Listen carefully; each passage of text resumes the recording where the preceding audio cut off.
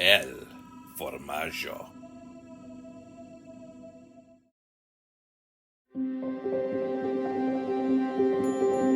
Episode 1: The Banana Lady.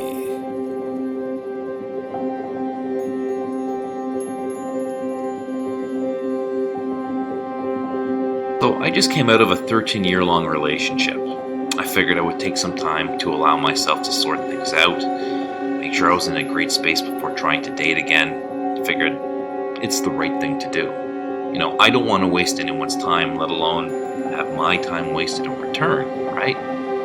So I make a profile and I put it on a few sites, and time passes and I get a notification eventually that I have someone who shares the same interests as me.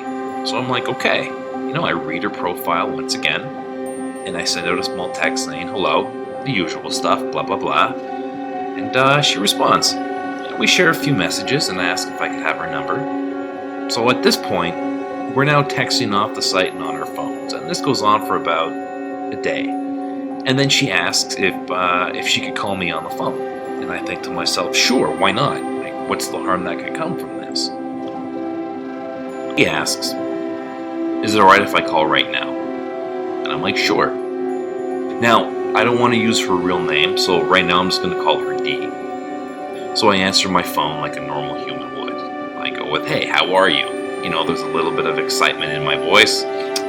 So D skips right past the greeting, and she starts talking about bananas and the weather, as if she was continuing a conversation that we had previous, when clearly we did not.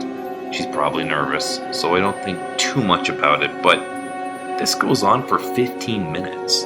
At the 3-minute mark, I was thinking to myself, what the did I get myself into?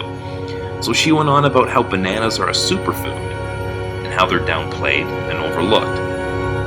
So I made a few attempts at changing the conversation, and I had some really creative ways of doing it, like Bermuda has an excellent climate for banana growth. Have you ever traveled there?